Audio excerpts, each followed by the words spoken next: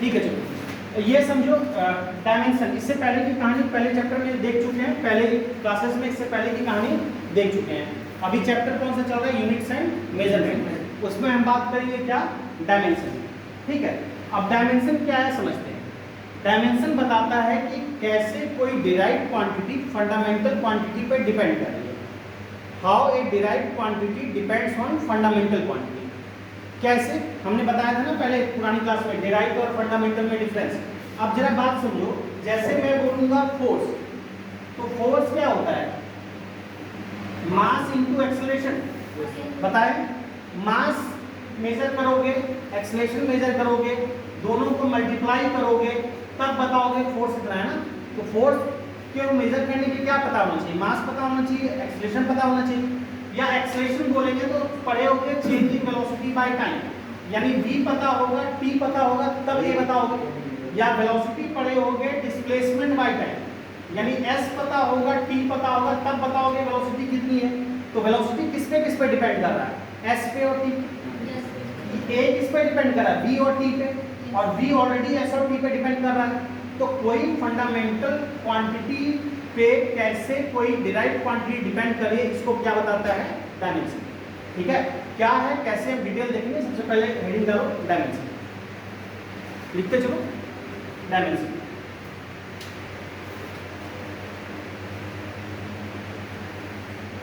लिखना dimension of A derived quantity.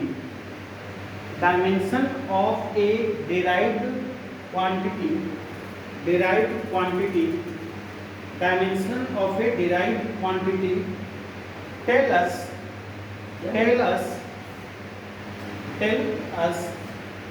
how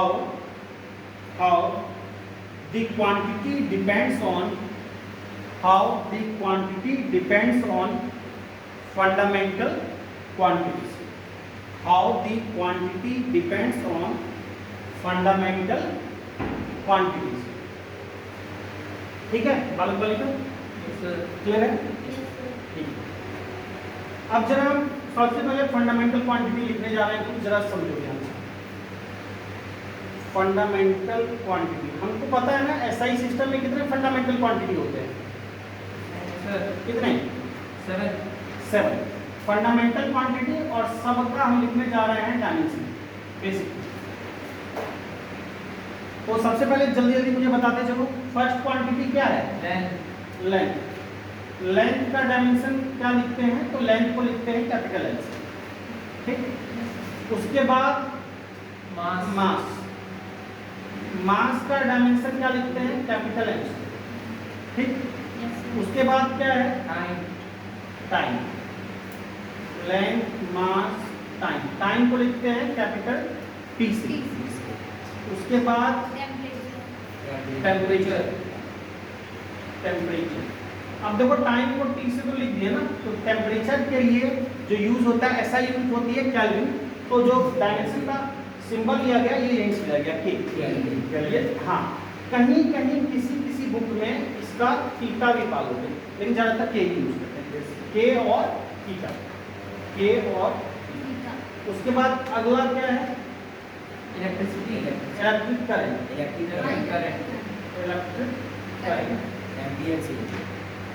current का ऐसा यूनिट होता है एम्पियर। तो इसके लिए क्या डायमेंशन यूज करते हैं? ए। इसके लिए डायमेंशन जो यूज करते हैं ए, किसी बुक में आई भी पाओगे। सबसे ज्यादा यूज करते हैं जो पहले लिखा है वही करते हैं, लेकिन कहीं कहीं ये भी पा सकते हैं। तो हम ज्यादा पहला वाला यूज करेंगे। और क्या बताया था? Amount of substance, amount of substance. तो अमाउंट ऑफ सब्सटेंस के लिए क्या यूज करते हैं? मोल। तो मोल के लिए यहाँ जो डायमेंशन यूज करेंगे वो मोल। ठीक, और एक और चीज होता है that is luminous intensity. Luminous intensity एक होता है टर्म, पहले हम बता चुके हैं, समझा चुके हैं ल्यूमिनस इंटेंसिटी क्या होती है, अमाउंट ऑफ सब्सटेंस क्या होता है। कोई नए बालक हो तो उनको बता दिया जाएगा, अभी और भी बहुत बच्चे आएंगे तो उनके साथ जो एक्स्ट्रा क्लास होगी वो हम करेंगे। ठीक, अगर मैं सबकी बेसिक बात कर रहा हूँ, यानी लेंथ एक सिंगल लेंथ की यूनिट, तो लिखेंगे 1 1 power 1 power 1 power 1 power 1 power 1 power 1 power 1। ठीक है, तो जो लिखा है बोर्ड पे जल्दी से लिखो।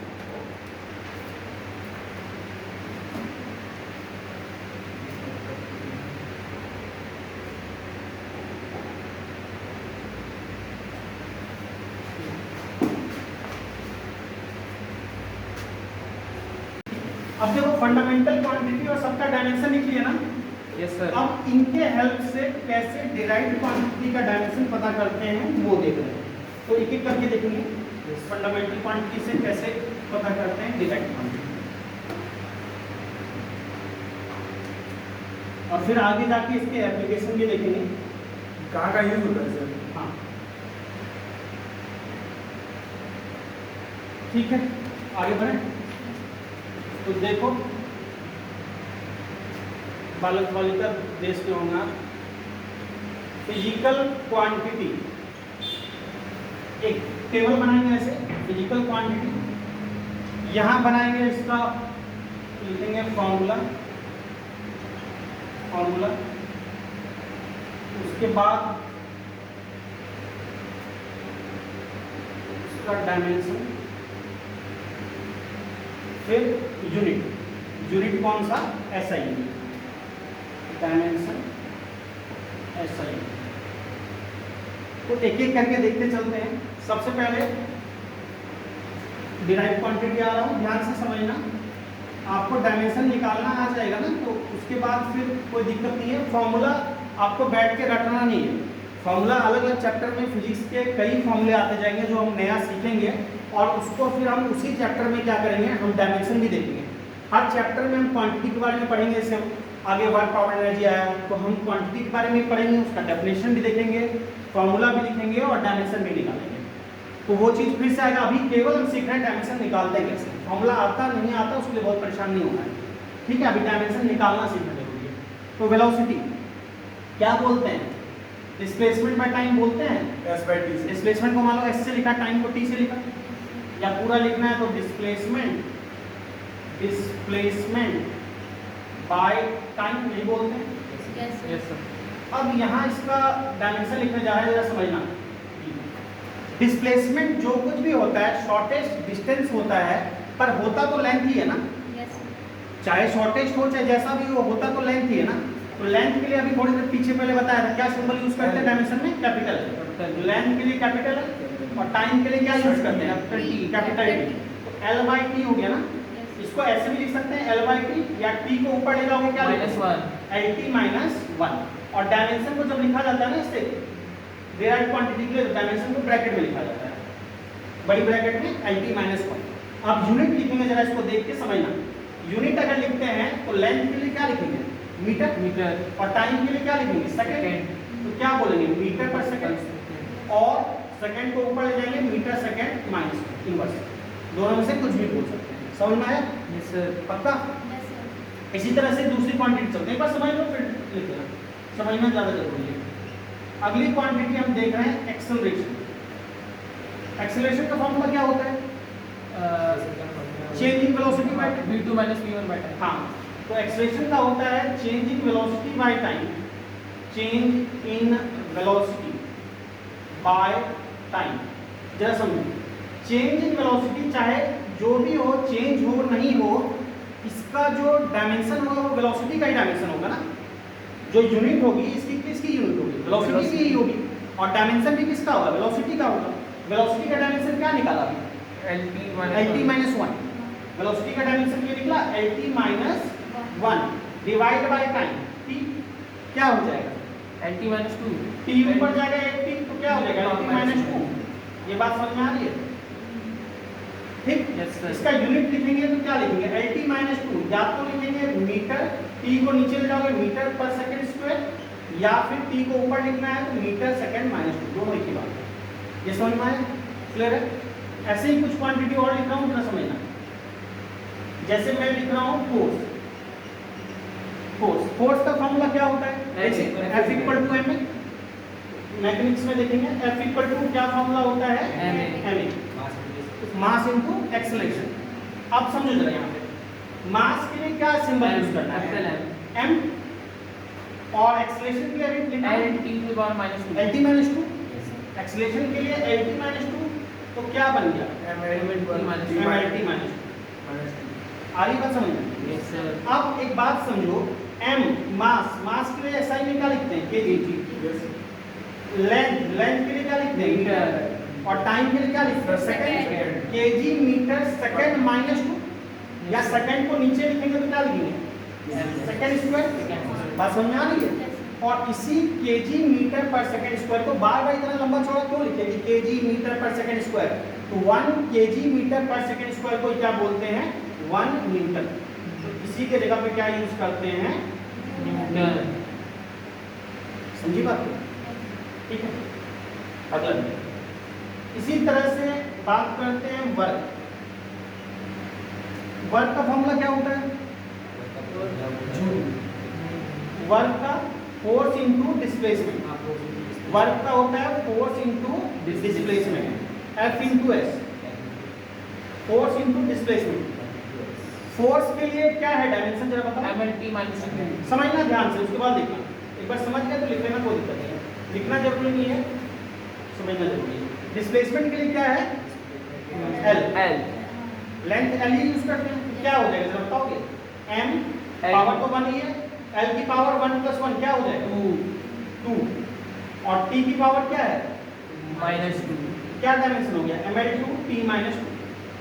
समझ में आ रही बात?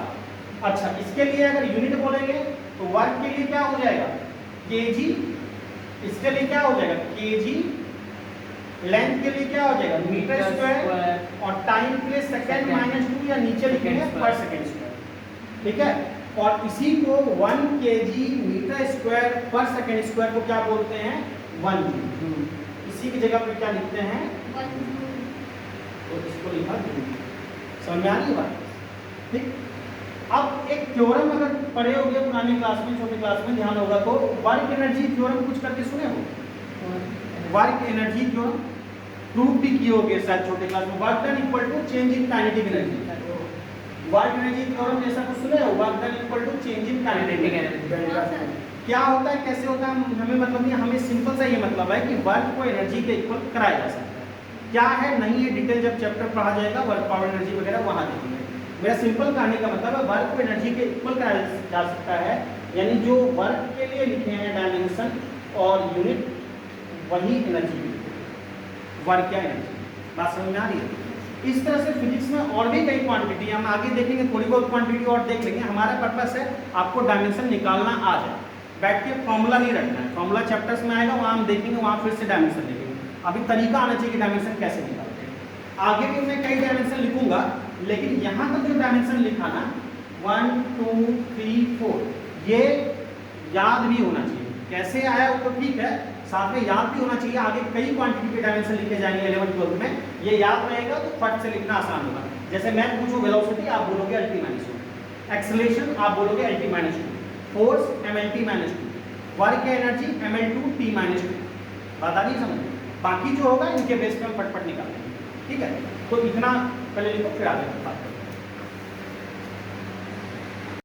ठीक है, अब देखो इस तरह से हमको डायमेंशन बस निकालना सीखना है, बैठ के फॉर्मूला रटना नहीं है। एक आध मैं और बता दे रहा हूँ, जैसे कि टॉर्क का इस तरह से कई क्वांटिटी आएगी। अभी कोई मतलब नहीं है ज़्यादा, आपको डायमेंशन निकालना आना चाहिए। चैप्टर जब पढ़ेंगे, रोटेशनल पढ़ेंगे तो देख लेंगे। थोड़ा बहुत जाना है तो मैं बता देता हूँ। टॉर्क क्या है? टॉर्क होता है turning effect of force is called torque. अभी आपको समझ में आ रहा है नहीं आ रहा, कोई परेशानी की बात नहीं है, रोटेशन में डिटेल देखा जाएगा। मैं केवल डायमेंशन के एंगल से बता रहा हूँ, समझो। Turning effect of force is called torque, यानी वैसा फोर्स जो टर्न करा दे क्या होगा टॉर्क। टॉर्क है उस इफेक्ट को बोलते हैं। तो अगर मान लो इस पे हॉरिजॉन्टल फोर्स लगाएंगे, जरा ध्यान से समझो। अगर फोर्स हम ऐसे लगा रहे हैं तो ये फोर्स क्या कर रहा है, इसको आगे बढ़ा रहा है। मान लो 10 न्यूटन का फोर्स लगा रहे हैं तो ये इसको हॉरिजॉन्टली क्या कर रहा है, आगे बढ़ा रहा है। अब उतना ही फोर्स लगा रहे हैं, वही 10 न्यूटन का, ध्यान समझना, बस ऐसे ना लगा के एंगल बदल दिया तो ये फोर्स क्या कर दिया, घुमा दिया ना, घुमा देता है। तो इसी इफेक्ट को क्या बोलते हैं, टॉर्क। क्लियर बात? अब इसका घूमना किन बातों पे डिपेंड करेगा, इसका घूमना किन बातों पे डिपेंड करेगा पता है? एक, हम फोर्स कितना लगाएं, अगर ज़्यादा फोर्स लगाएंगे ज़्यादा तेजी से घूमेंगे। दूसरा, हम फोर्स कहाँ पे लगाएं। अगर मान लो 10 न्यूटन का फोर्स यहाँ लगाए, वही 10 का यहाँ लगाए, वही 10 का यहाँ लगाए, वही 10 का यहाँ लगाए, क्या 10 का यहाँ, 10 का यहाँ, 10 का यहाँ, 10 का यहाँ, हर एक जगह पे 10 न्यूटन का फोर्स लगाएं, क्या एक जैसा घूमेगा? नहीं। नहीं उसका डिपेंड करता है कि जहाँ से ये फिक्स है, जहाँ से ये फिक्स है उससे डिस्टेंस कितना है। कोई भी चीज जो घूम रही है, रोटेट कर रही है, किसी ना किसी एक्सिस के अबाउट करती है, जिसको बोलते हैं axis of rotation. Axis of rotation क्या होता है? जिसके अबाउट कोई ऑब्जेक्ट घूम रहा है। जैसे कि बात करें तो आपका अर्थ पता है ना, अपने एक्सिस पे क्या करती है? रोटेट करती है, जिसकी वजह से क्या होता है? दिन रात होता है। और क्या बात कर सकते हो? जैसे सीलिंग फैन होता है, सीलिंग फैन का क्या है? सीलिंग फैन का रॉड होता है, सीलिंग फैन का बेसिकली रॉड घूमता है, रॉड के घूमने से नीचे वाला बेस घूमता है, उसकी वजह से क्या होता है? पंखा घूमता विंग्स घूमता है, पंखा घूमता है। तो पंखे को घूमने की वजह क्या है? रॉड। तो रॉड उसका क्या है? Axis of rotation. जैसे आप कार वगैरह में देखोगे, कार का जो होता है जनरली पीछे वाला चक्का, इससे 4 व्हील ड्राइव भी आता है, या आप ट्रक वगैरह में ज़्यादा देख सकते हो। ट्रक वगैरह जब देखते हो तो कभी देखे हो कार वगैरह से जा रहे हो, ट्रक का पीछे बॉडी अपलिफ्ट होता है, आप देखना ट्रक का पीछे वाला चक्का घूम रहा होता है तो पीछे एक रॉड होता है, रॉड भी घूमता है, रॉड घूमने से क्या होता है? चक्का भी घूमता है। वो जो रॉड है उसको क्या बोलते हैं? एक्सल, उसको बोलते हैं एक्सल। तो वो जो एक्सल है उसके लिए क्या? एक्सिस ऑफ रोटेशन, उसका चक्का उस एक्सल के अबाउट घूमता है। कोई भी चीज रोटेट करती है किसी न किसी एक्सिस के अबाउट रोटेट करेगी। जैसे दरवाजा बताएं तो दरवाजा जो है, दरवाजा जहाँ से फिक्स है, कहाँ से फिक्स है? खिड़की जो है, खिड़की जहाँ से फिक्स है, जैसे खिड़की है, खिड़की कहाँ से फिक्स है? यहाँ से फिक्स है, यहाँ फिक्स है। ये खिड़की की क्या है? एक्सिस ऑफ रोटेशन, ये पूरी लाइन। अगर खिड़की को मैं घुमाऊंगा, अगर खिड़की को मैं घुमाऊंगा, खिड़की कैसे रोटेट कर रही है? ऐसे रोटेट कर रही है, खिड़की ऐसे रोटेट कर रही है, किसके अबाउट रोटेट कर रही है? इस एक्सिस के अबाउट। अब खिड़की को हम जितना दूर में एक्सिस से करके घुमाना चाहे फोर्स लगा के, खिड़की क्या होगा? उतना आसानी से उतरेगा। अगर इतना ही फोर्स हम यहाँ लगाएं और वही फोर्स, मान लो इतना फोर्स हम यहाँ लगाएं और वही फोर्स हम यहाँ लगा दें, वही फोर्स यहाँ लगा दें, वही फोर्स यहाँ लगा दें, वही फोर्स यहाँ लगा दें, जितना करीब फोर्स लगाओगे इसको घुमाना उतना डिफिकल्ट होगा। एक्सिस से जितना करीब फोर्स लगाओगे घुमाना डिफिकल्ट होगा, एक्सिस से जितना दूर जाते रहोगे, यहाँ यहाँ यहाँ यहाँ, इसको घुमाना क्या होगा? उतना आसान होगा। यानी जहाँ से फिक्स है एक्सिस ऑफ रोटेशन, उससे डिस्टेंस बढ़ा दोगे तो टाइमिंग क्या हो जाती है? आसान हो जाती है। तो टॉर्क क्या मिलता है? ज़्यादा। टॉर्क मतलब घूमने वाला इफेक्ट ज़्यादा मिलता है। बात समझ में आ रही है?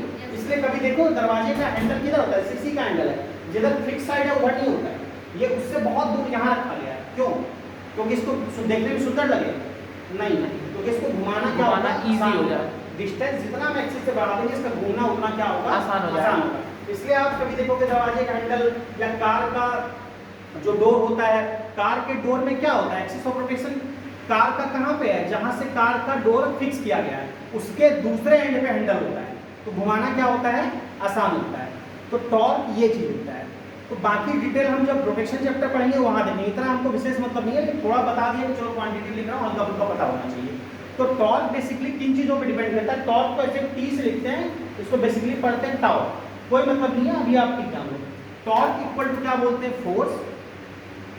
फोर्स और किस पे डिपेंड करता है? डिस्टेंस। डिस्टेंस जितना ज़्यादा होगा टर्निंग उतनी ज़्यादा होगी, यानी टी उतना ज़्यादा होगा जितना क्या होगा? Perpendicular distance. परपेंडिकुलर डिस्टेंस कहाँ से? From axis of rotation. Axis of rotation कहाँ पे है? जहाँ से फिक्स है, दरवाजे के केस में जो बताया, या कोई चीज़ जिसके अबाउट घूम रही है, फ्रॉम एक्सिस ऑफ रोटेशन। तो force into perpendicular distance from axis of rotation. Axis of rotation से परपेंडिकुलर डिस्टेंस जितना ज़्यादा होगी। तो थोड़ा बहुत समझ में आया, मेनली हमको डायमेंशन के लिए देखना है। तो टॉर्क का जब डायमेंशन देखेंगे, फोर्स का डायमेंशन क्या है? फोर्स का MLT -2 फोर्स का है MLT -2 इनटू क्या है? डिस्टेंस। परपेंडिकुलर डिस्टेंस है चाहे जो डिस्टेंस है तो डिस्टेंस ही ना। Yes, और डिस्टेंस के लिए क्या यूज करते हैं? L। तो ये कितना हो जाएगा? ML2T-2। तो इसका डायमेंशन जो है वो सेम ही है किसके? वर्क या एनर्जी की। लेकिन अलग से मैंने क्यों लिखा? क्योंकि इसमें जब यूनिट लिखोगे फोर्स के लिए क्या लिखोगे? न्यूटन। डिस्टेंस के लिए क्या लिखोगे? मीटर। तो इसको बोलते हैं न्यूटन इंटू मीटर, इसको जूल नहीं बोलते यूनिट। क्यों नहीं बोलते जूल? जूल बोलते हैं एनर्जी को या वर्क को। ये एनर्जी या वर्क नहीं है, ये फोर्स का टर्निंग इफेक्ट है। ठीक है, बात इतनी समझ में आ रही है? तो इसका डायमेंशन निकालना मेरे लिए आना है, फॉर्मूला अभी ध्यान भी रख लोगे, देख लोगे, ठीक है। बाकी रोटेशन चैप्टर में डिटेल से देखेंगे। तो इस तरह से बहुत सारी क्वांटिटी आती है। हमको एक एक क्वांटिटी से कोई मतलब नहीं कि एक एक क्वांटिटी का बैठ के फॉर्मूला रख रहे हैं और डायमेंशन निकाल रहे हैं, डजंट मैटर। अभी हमको डायमेंशन निकालना बस सीखना है, ठीक है ना, हमको डायमेंशन निकालना बस आना चाहिए। तो एक आध और डायमेंशन में देख लेता हूँ क्लास 11 की, फिर 12 के कुछ डायमेंशन पे आएंगे। एक का भी देख लेते हैं, ग्रेविटेशन चैप्टर पढ़े हो, पुरानी क्लास में ग्रेविटेशन पढ़े हो, किसी क्लास में 9th 10th में, तो 9th में पढ़े होंगे। ग्रेविटेशन क्या होता है, एक ग्रेविटेशनल फोर्स होता है, पता है क्या, ये फॉर्मूला पता है, G(m1)/r², ये होता है। Yes sir. हम बेसिकली किसका डायमेंशन निकालने जा रहे हैं, हम डायमेंशन निकालने जा रहे हैं 5 क्वांटिटी लिख ली ना, 6th यहाँ लिख दो, 6th यहाँ लिख देता हूँ। जो G है, G को क्या बोलते हैं, G को बोलते हैं universal gravitational constant, universal gravitational constant, universal gravitational constant, G को लिखते हैं।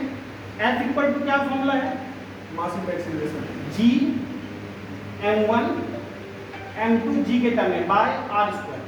यहाँ से G का डायमेंशन निकालना है। आप लोग G का डायमेंशन निकाल सकते हो क्या, ट्राई करोगे, क्या करोगे, r² को उधर भेज दोगे, F into r² divide by m1 m2 करके G का डायमेंशन निकाल के अभी दिखाऊंगा। G का डायमेंशन किसी का आया, पहले ये फॉर्मूला पता है ना, F equal to G m1 m2 upon r², किसी को नहीं पता तो बताओ, पता है सर। पता है ना, क्या पता है। तो इसमें क्या होगा कि मुझे G का डायमेंशन निकालना है, तो G का फॉर्मूला बना लेते हैं पहले। Yes sir. G equal to लिख लें F into r² divide by m1 m2, yes sir.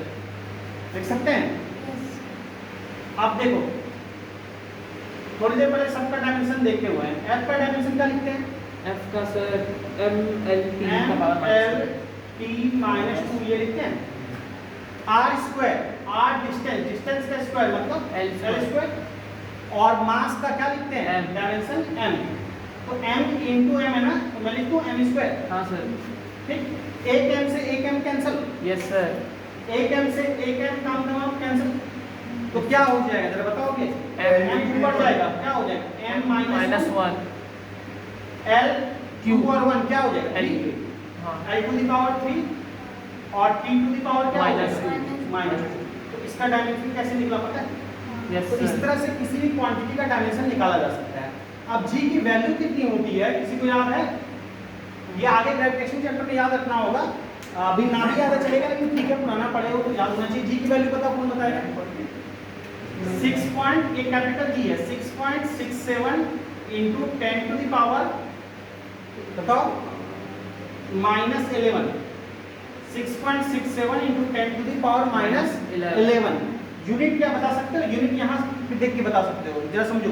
Force का क्या होगा, न्यूटन, न्यूटन, डिस्टेंस का क्या होगा, metre, metre square, newton metre square, और मास का केजी इंटू केजी क्या होगा, केजी स्क्वायर। न्यूटन, तो न्यूटन वहां से देख के लिख रहे हैं, metre square, by KG, unit देख के बताओ क्या kg होगा, square। पर केजी स्क्वायर, ठीक है। इस तरह से डायमेंशन हमको बस निकालना आना चाहिए, बैठ के फॉर्मूला नहीं रटना है, अपने चैप्टर में पढ़ते जाओ। लेकिन तरीका क्या है, फॉर्मूला मेरे पास हो तो डायमेंशन कैसे निकाल सकते हैं वो आना चाहिए, ठीक है, ठीक है। नोट कर, इतनी फिजिकल क्वांटिटी देख लिए ना, कुछ ये सब क्लास 11 की क्वांटिटी है, आगे भी क्लास 11 में बहुत क्वांटिटी आएगी अलग अलग चैप्टर में, वहाँ पे हम डायमेंशन देख लेंगे, हमको बस फॉर्मूला आना चाहिए। कुछ क्वांटिटी देख लेते हैं क्लास 12 में जो आता है, क्लास 12 आपके 10 का एक्सटेंशन है और क्लास 11 पता है क्लास 9 का एक्सटेंशन है। तो जो 10th में कुछ क्वांटिटी पढ़े होंगे वो 12th में आता है। तो क्या क्या आएगा, जरा हम बात करें कुछ 12th की क्वांटिटी का। यस। सबसे पहले बेसिक बात करते हैं, जरा देखना, चार्ज। क्यू से लिखा जनरली, आपको पता है करंट का फॉर्मूला I इक्वल टू क्या होता है, Q/T, rate of flow of charge is called current. Yes sir. तो जरा समझो, I इक्वल टू क्या लिखते हैं, Q/T। तो Q ही लिखेंगे तो क्या लिखेंगे, equal to I2, equal to IT, Q equal to I2 लिखेंगे। हाँ सर। अच्छा, I करंट है, करंट के लिए क्या यूज होता है, एम्पियर A, A, और टाइम के लिए क्या यूज होता है, T। तो ये क्या होगा, 80। अगर मैं डायमेंशन चलो इधर लिख देता हूँ, डायमेंशन यहाँ पे लिखेंगे तो क्यूब के लिए I इंटू टी, ए आई के लिए क्या है ए और टाइम के लिए टी, तो ए टी होगा। Yes sir. अब एक बात समझो कि चार्ज की यूनिट क्या बोलते हैं हम, कूलम। तो ऐसा यूनिट है कूलम। ये बात समझ में आई? दो तीन मैं लिखा रहा हूँ, एक साथ समझ लेंगे उसके बाद लिख लेना। कुछ क्वांटिटी बता रहा हूँ जो कि पहले भी सुने हो, बस डायमेंशन निकालना आना चाहिए। थोड़ा सा बात कर लिया आपने, और बताओगे। और क्लास 12 में जो देखते हैं आपको सबसे पहले वर्क हमने पहले फाइंड किया हुआ है। मैं बात कर रहा हूँ पोटेंशियल की या electric potential. Electric potential, electric potential, potential को लिखते हैं V से। फॉर्मूला पता है किसी को? V equal to IR। V equal to IR। IR और एक फॉर्मूला ये पता है W बाई हाँ सर। Work done per unit charge. IR से भी निकलेगा, लेकिन IR के लिए पहले R पता होना चाहिए। हाँ सर। ठीक है ना, तो थोड़ा कॉम्प्लिकेट हो जाएगा, आगे वो भी देखेंगे। तो V equal to W by के लिए, तो W वर्क डन के लिए बताया था कुछ, डायमेंशन क्या बताया था? वर्क के लिए सर था ml/2t-2। हाँ, इसीलिए बोला था हमने वर्क तक याद रखो तो मामला काफी आसान हो जाता है। और Q के लिए क्या देखा? 80 के लिए सर 80। Q के लिए 80, तो ये लिखेंगे क्या? अब जरा मुझे बताओगे m L2 T क्या होगा? -2 और ये -3 और A -1, क्या ये लिखेंगे? Yes sir. और इसके लिए पोटेंशियल के लिए क्या यूनिट बोलते हो? वोल्ट। ठीक, एक आप और देख लेते हैं 12 में, जरा समझना।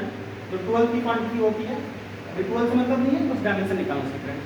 एक रेजिस्टेंस सुनिए, electric resistance, electrical resistance, electrical resistance,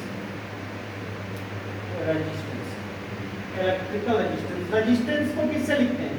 R से। कोई फॉर्मूला होता है V इक्वल टू IR, अभी बोल रहे थे ना हाँ सर। ओम्स लॉ से। Yes V equal to IR, V by I is equal to R। तो यहाँ से अगर मैं R लिखूंगा तो क्या लिखूंगा? V by I, yes sir. यानी V by I। V को I से डिवाइड कर दो। V अभी देखा ना, V क्या है? ये पूरा है। हाँ सर। V ये पूरा है, मतलब क्या है? M L2 T -3 A -1, ये V है। ये V है और डिवाइड बाय I। I मतलब क्या है? करंट। करंट के लिए क्या यूज करते हैं? A। तो क्या होगा जरा बताओगे? तो -2 हो जाएगा सर। L A का -2। बिल्कुल, T -3 A -2 क्लियर है ये? Yes sir. और इसकी यूनिट क्या बोलते हैं? ओम। सिंबल ऐसा लिखते हैं ओमेगा से। ठीक है, क्लियर है? Yes sir. तो इतना तक निकाल लोगे इस तरह से? ठीक है, नोट कर लो जल्दी से। ठीक है, इतना तक समझ में आया? क्लियर है? तो आज की कहानी खत्म करते हैं। बस एक आध मुझे बता देना, जैसे पावर का क्या बोलेंगे? Rate of doing work upon time, ये आपका है। अभी जल्दी से मुझे जाने से पहले बता के जाओगे, ठीक है? बाकी क्लियर है? तो इस तरह से डायमेंशन निकालना सीख गए। कल फिर आगे कहानी बात करेंगे इसका एप्लीकेशन, ठीक है?